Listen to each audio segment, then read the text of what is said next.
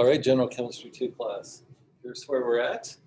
Monday, the 8th of March. Alex, for chapter 17A is due on Thursday. Yes, that's after our exam. Nevertheless, it'll be due on Thursday, and then I think spring break will be all open pie.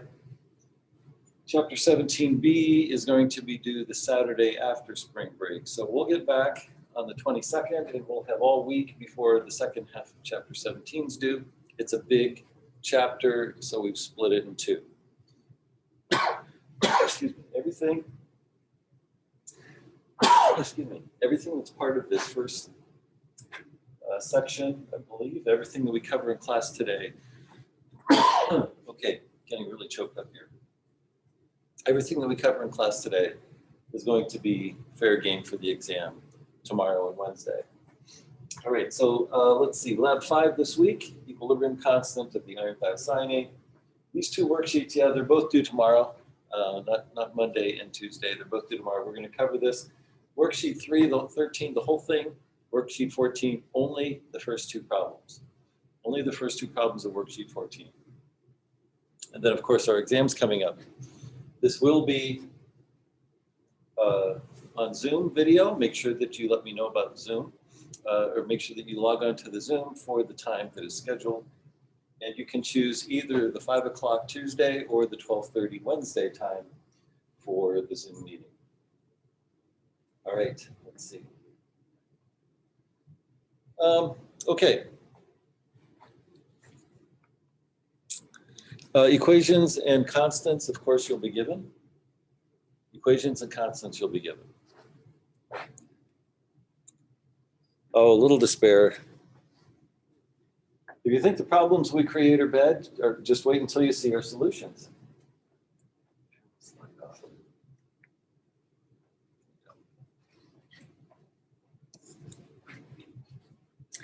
Thanks for all your well-intended criticism. If I'm not perfect by now, it's definitely not your fault. There's an island of opportunity in the middle of every difficulty. Miss that though, and you're pretty much doomed. May not be warranted at this point. Not when the vultures are circling. The harder you try, the dumber you look. The power to get you excited about that which you know isn't real. Because what might be right for you should not be right for some. Never underestimate the power of stupid people in large groups. And now we move on to acids and bases. We spent some time last week looking at different models of acids and bases. Hold it. This doesn't look like the right video. Let me just see if I've got the right one. All right, let's see. Open. I may not have the right video. The right 2020 acids and bases. 17. I don't think I had the right one. Ah, here we go. Okay, so I apologize for that. I had two versions of the same one. There we go.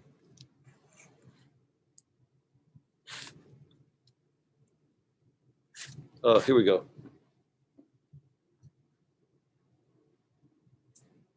So a little bit of review. Water will undergo ionization on its own, a little bit, a tiny bit. About 1 in 10 million molecules of water separates into H3O and OH. This is hydronium ion, H3O plus. This is identical with H plus. Hydrogen ion and hydronium ion are exactly the same thing. It's just a proton attached to a water molecule.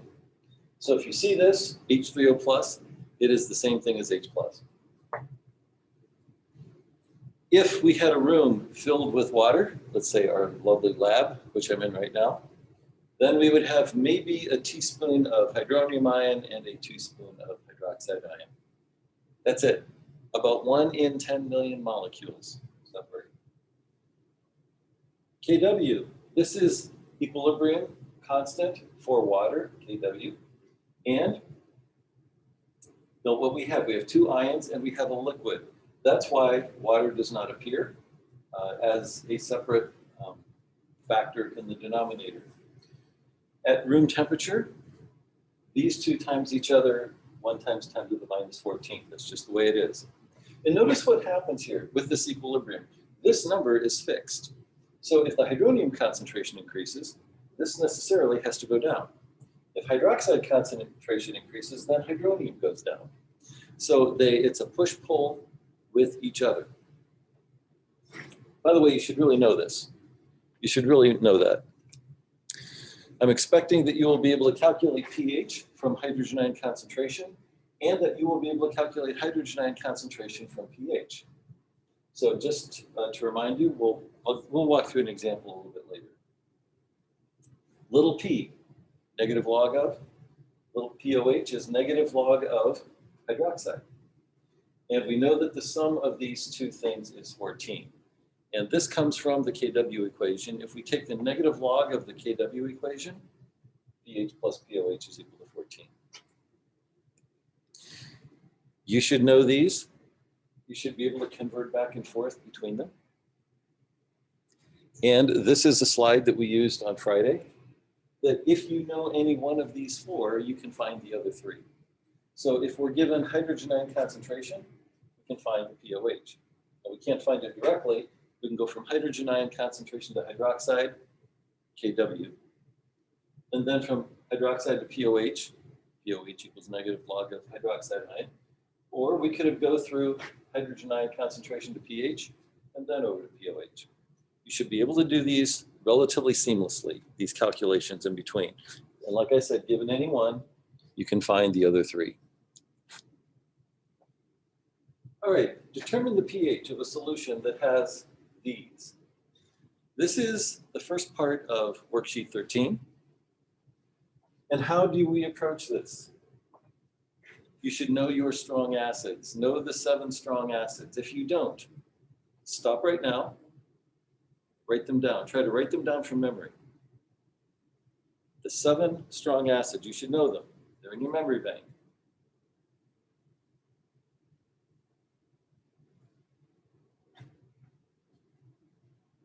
All right, so I hope you've paused the video until you've written them all down. The 7 strong acids are HCl, HBr, HI. That's 3. The hydrohalic acids, those 3. And then we have 2 other chlorine acids, perchloric and chloric, HClO4 and HClO3. And we have nitric and sulfuric. Those are the 7 strong acids. These are 2 of the strong bases. So let's how we calculate pH of these solutions. Because hydrochloric acid is strong,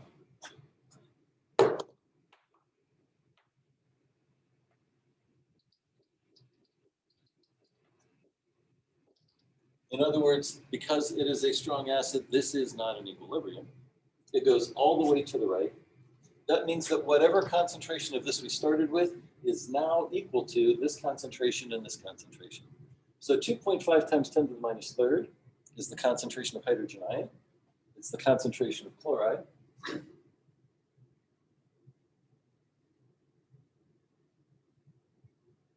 Get my calculator out. 2.5 times 10 to the minus 3.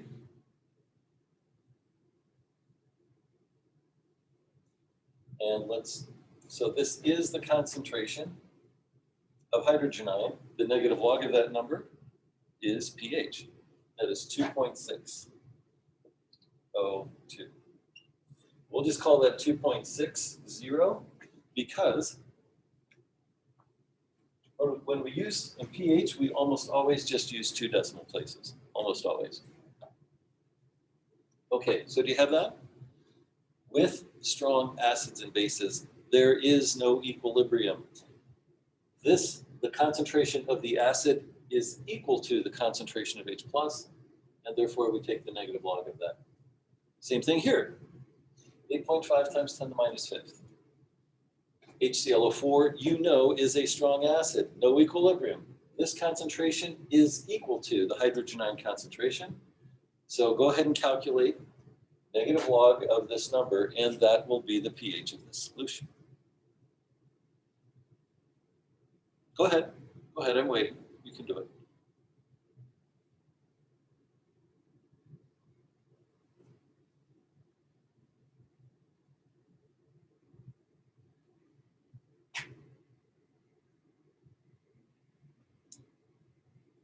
.07. Now, for NaOH, we know that NaOH is a strong base. It completely separates into sodium ion and hydroxide. So the concentration of this in solution is equal to the hydroxide concentration because all of it dissociates. This is equal to the OH concentration. Find the pH. Go ahead and do that now.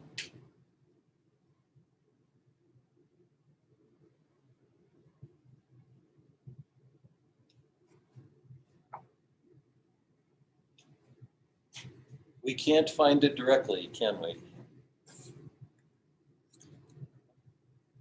I gave you, or you know, the hydroxide concentration. I've given you the hydroxide concentration, and I'm asking you to find the pH. So from hydroxide concentration, I found the POH and then the pH. So let's see, so the POH, the negative log of this number is 1.5086 or 1.51. And then, in order to calculate pH, I add this plus pH plus POH is equal to 14. This plus pH is equal to 14, 12.49.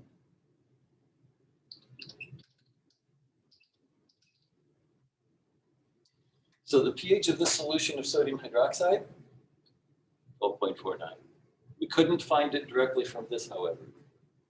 Now with the last one, and if you need to pause and work this on your own, feel free, take your time. There's no rush. For barium hydroxide, it's the same thing that we just had with sodium hydroxide, except now, there are two hydroxides. Barium ion plus two hydroxides. So the concentration of barium hydroxide, all of that dissociates, producing 2 moles of hydroxide for every mole of barium. So the hydroxide concentration here is twice this number. Hydroxide is twice this number. This is the concentration of the whole thing. Strong base, it's one of those strong bases that we talked about on Friday. So hydroxide concentration, what's 2 times this? 11.2 times 10 to the minus 4th molar. Now, we have this. We just find pH the same way we did for NaOH. Now that we know hydroxide, I found pH, then I can find pH. So let's see.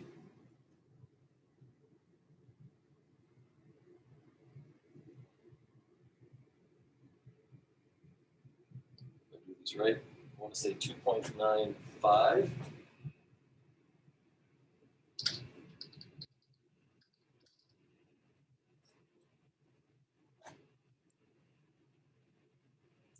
pH is 11.05.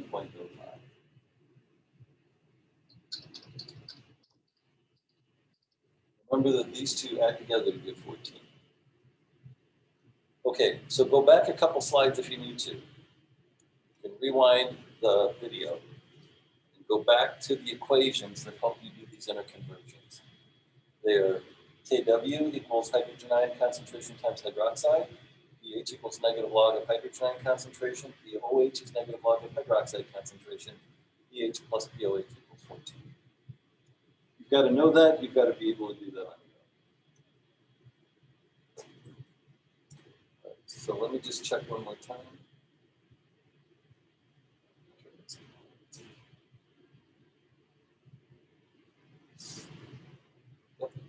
so these numbers I believe are correct.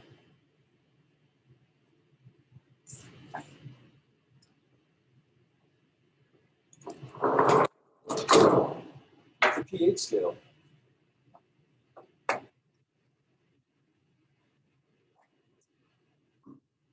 So here, this is what I was going after earlier.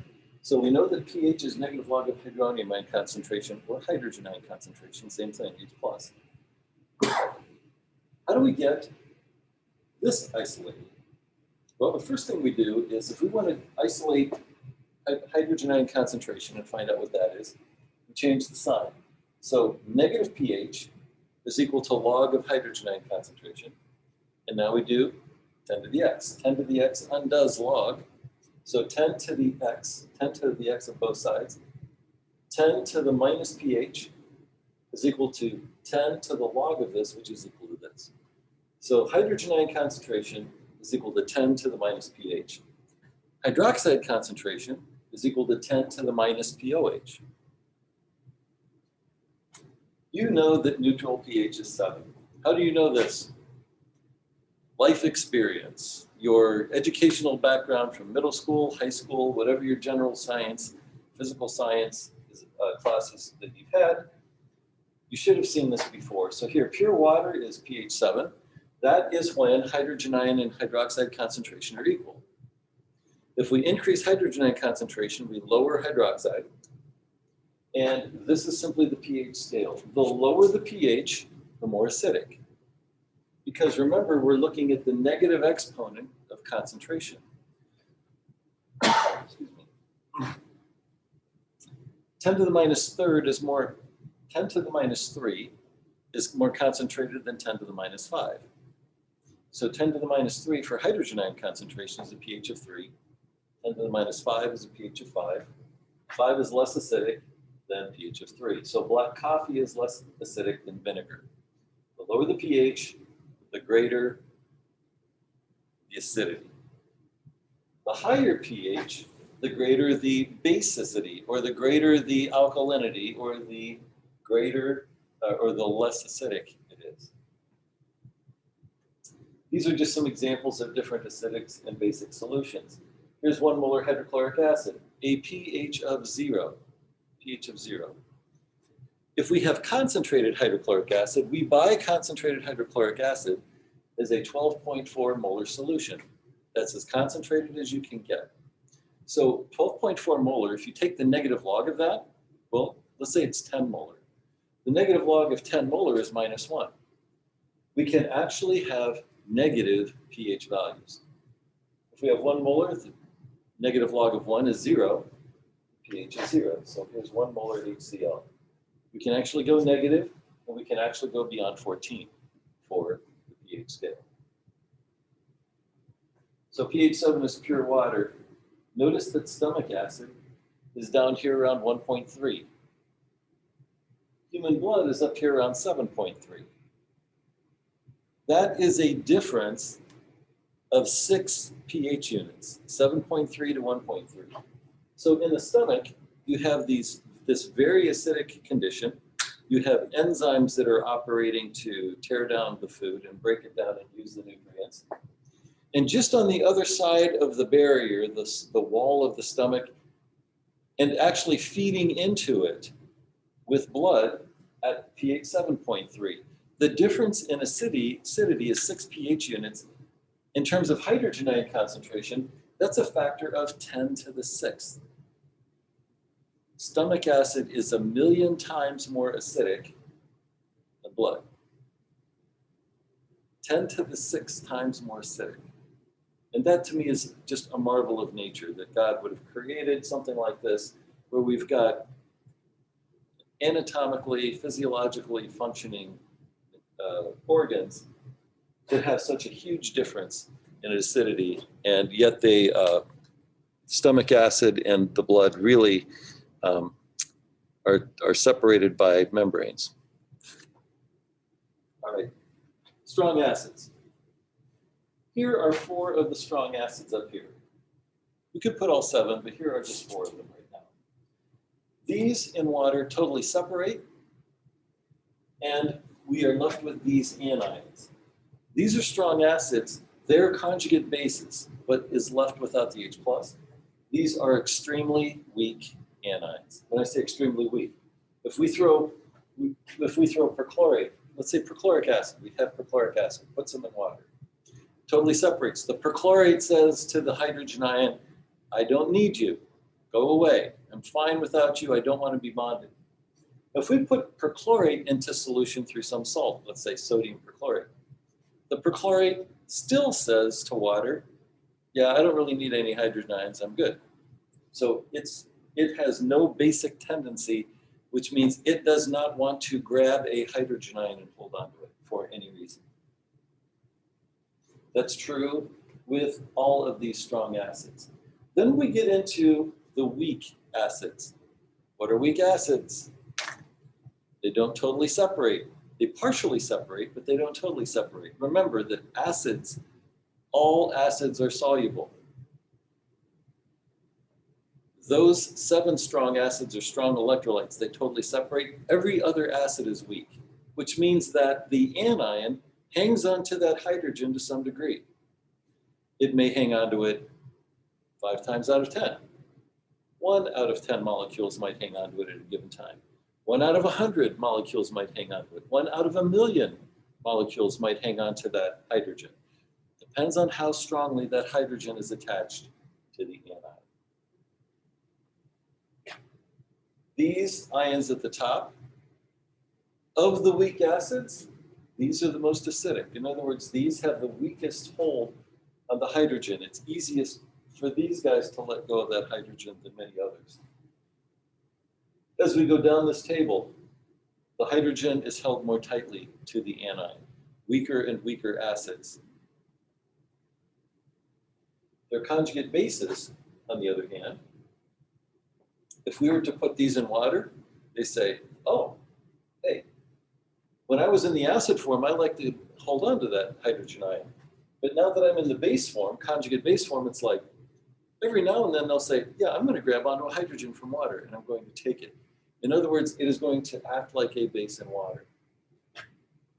The stronger the acid, the weaker the conjugate base. The weaker the acid, the more these acids hang on to their hydrogen, their conjugate bases are stronger. The weaker the acid, the stronger conjugate base. These guys in water, they are just going to grab, especially these 3 at the bottom, they are going to grab hydrogen from water. And they are going to form H2O. Or they're going to leave a hydroxide behind. So those are strong bases. Strong versus weak acids. For a strong acid, it is not in equilibrium. For a weak acid, it is always in equilibrium. We just worked through some problems earlier with strong acids. This concentration is now equal to this concentration. Not so for weak acids. For weak acids, they partially dissociate and they follow an equation like this. There are 2 ways of representing this equation. HA goes to H plus and A minus, or HA plus water goes to these 2. Same thing. This is called a Ka expression. It is the equilibrium constant. Just talking about equilibrium. Equilibrium constant for acid solutions. And notice what we have. We have the products all over that of the weak acid. Notice that water is not included. It's a liquid. This is one of 2 reactions you have to know for this chapter. It is one of 2 reactions that is critical. And there are certain themes that come out of this. All of our coefficients are 1. Always, always, the coefficients are always 1. So the Ka expression always looks like this. There aren't too many times in chemistry that we say always. And this is one of them. So let's take a look at this.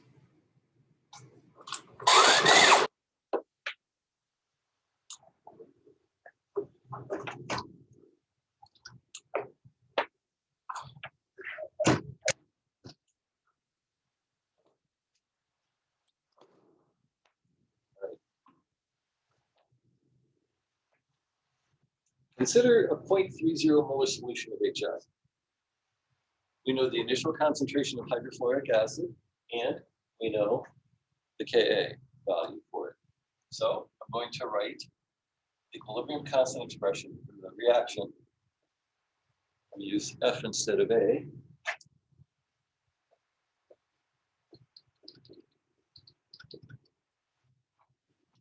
This is what we have. So here's the reaction. HF. We have one of two reactions to write. Is it a strong acid or is it a weak acid?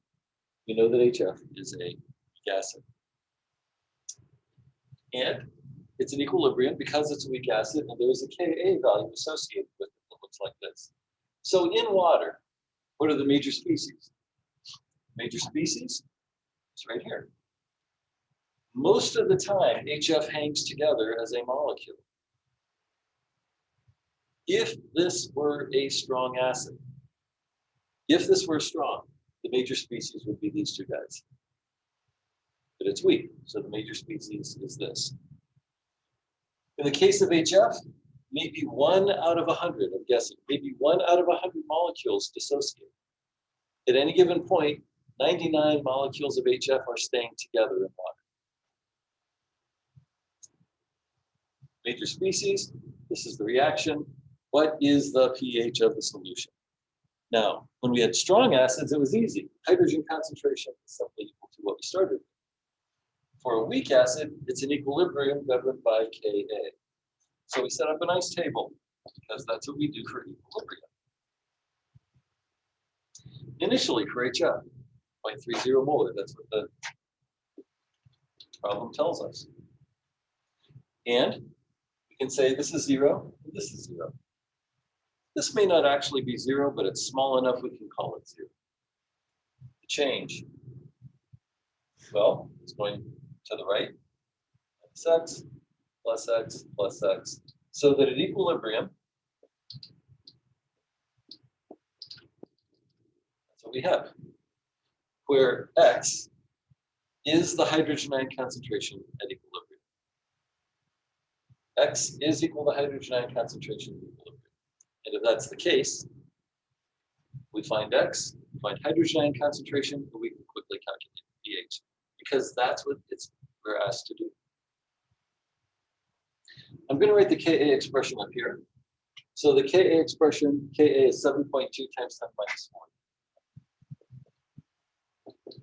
It's equal to x squared all over 0.30 times x.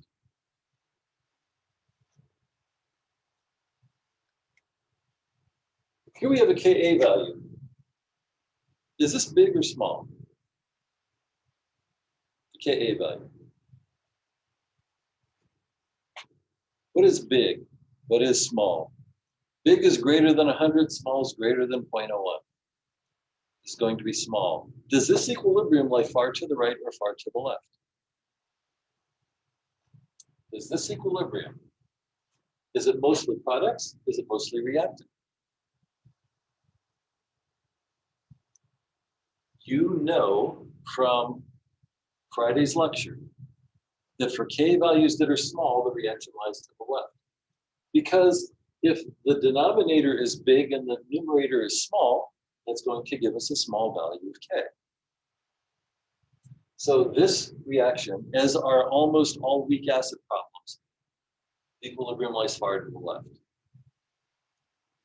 So if this lies far to the left, then X should be a small number.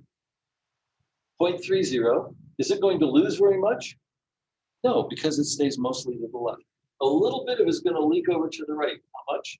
That's X. So let's assume that X is small.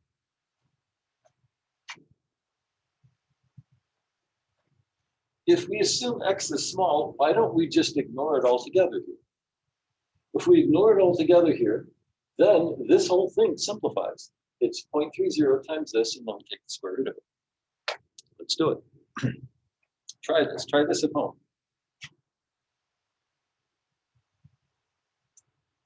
Let's see, 7.2 times 10 to the minus 4th times 0.3 equals, and the square root. 0.0147.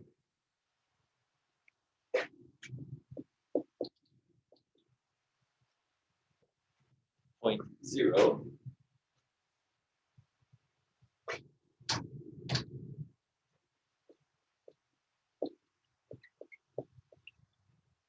147.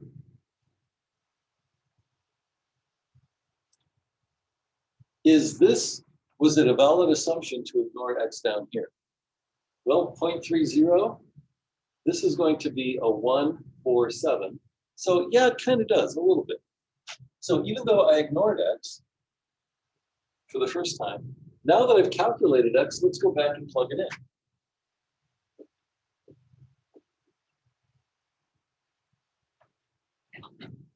I'm going to plug that value in here and calculate my x squared value again. So here's what I'm going to do. Let's see, subtract.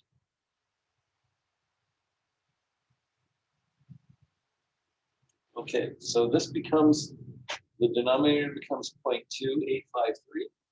I'll multiply it times that.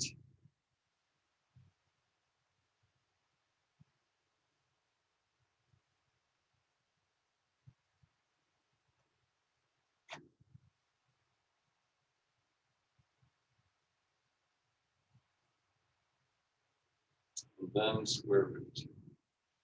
0.0143.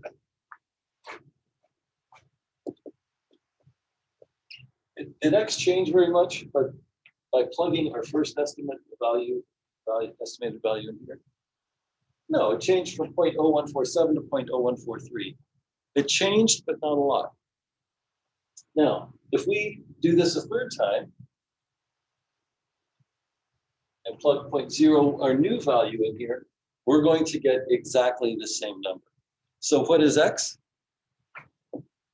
X is this number. We found it in a much shorter time than it would have taken to use the quadratic expression. However, if you want to use the quadratic expression, you may. It will have given you this in the first time. For me, this actually helps me visualize this a bit. I could do it a lot faster, making a lot fewer mistakes. So this is the method of successive approximations applied to these problems. I'm going to throw another hint in here. Look at these two numbers. This is 10 to the minus fourth. This is 10 to the minus 1. They're different by 10 to the third. This is around 10 to the third smaller than this.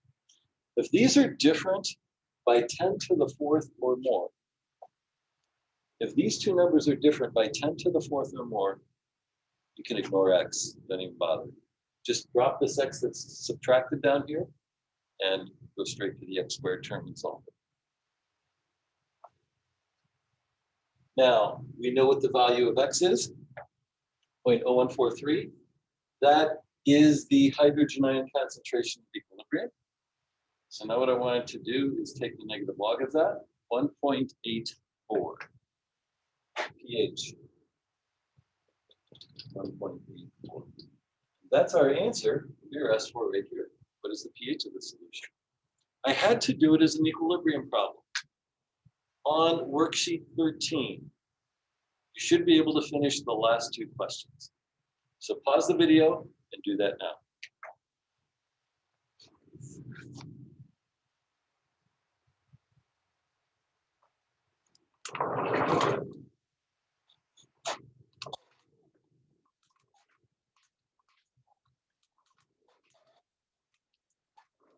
Okay, so this that'll work. I'm going to come back after spring break and we'll talk about how to deal with bases. So same kind of thing, but I don't want to deal with this now. Oops. Okay. I want to spend our last bit of time talking about this. It's just not going to cross it. And factors that affect acid strength. The first thing we'll talk about is bonds. How strong are these bonds? Remember that HI, HBr, and HCl are all strong acids. When we put them in water, they totally ionize and separate. HF does not. Why is HF weak? Well, it's because the hydrogen is held pretty tightly by the fluorine. If that hydrogen is easy to pull off, water can overcome that bond strength, and then the hydrogen totally separates. Not so with HF. If we look at how strong the bonds are, and here it's just a relative number. Look at the relative numbers. For HI, the bond energy between hydrogen and iodine is around 300 kilojoules per mole. In the case of HBr, this goes up by 65 to 70. But it's still pretty small. From HBr to HCl, it goes up by another 60, 65 kilojoules. When we go from HCl to HF, it goes up by more than 65, it goes up by double that. It increases by about 140 kilojoules per mole. In other words, the HF bond is much, much, much stronger than the HCl bond. This is easy for water to come in and overcome and separate. Not so with HF. So the stronger the bond, the weaker the acid.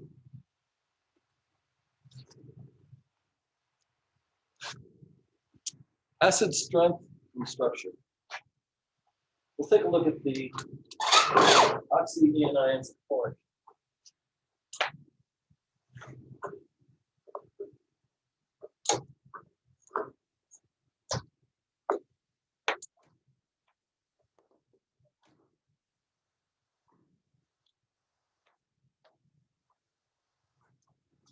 Well, let's see this. All right, so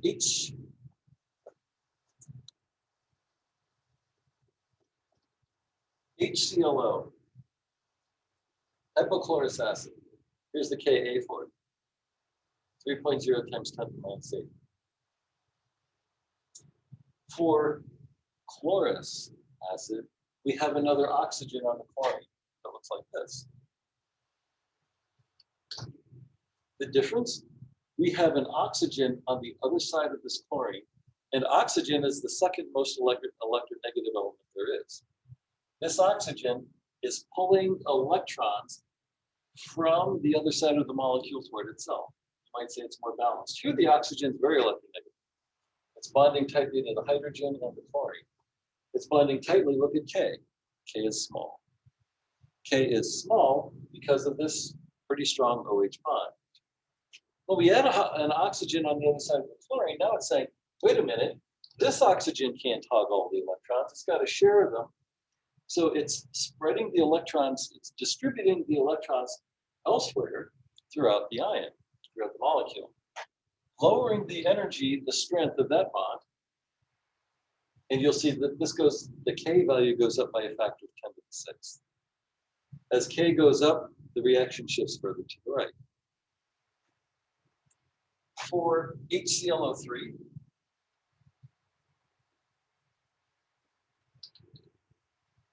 looks like this. Instead of just one oxygen on the other side of the chlorine, we have two. These two oxygens are pulling hard on the electrons, reducing the strength of this bond by so much that this is now a strong acid. And then if we go to perchloric, we had a fourth oxygen here, a third on the other side of the chlorine, that also is strong. These are called through bond inductive effects. Through bond inductive effects. So electronegative groups on the far side of a molecule can suck the electrons away from the OH bond that we have here. Here's another example. And this is what we have with acetic acid. So with acetic acid,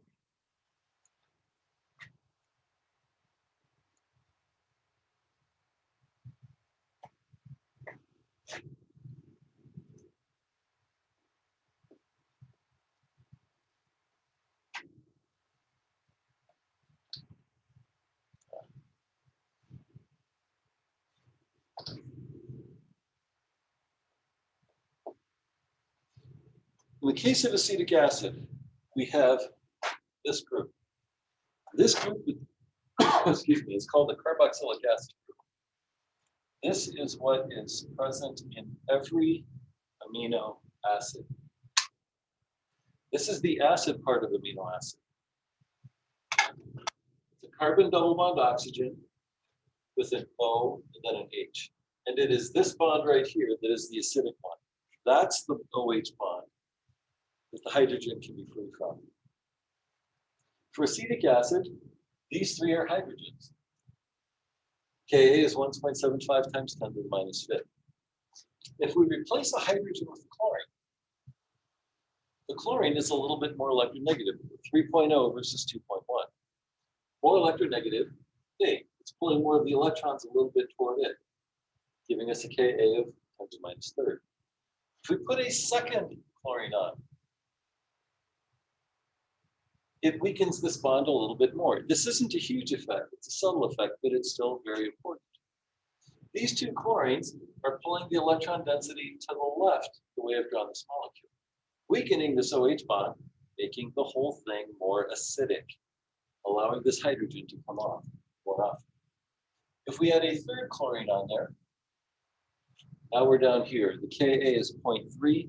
It is getting much, much stronger as an acid. Now you should be able to do problem 1 on worksheet 14. So take a look at that. And you should also be able to do problem 2 on worksheet 14. So I'm going to stop right here. This will be the end of the lecture. And then I'll get this posted. And the exam material runs through everything that we've talked about through today.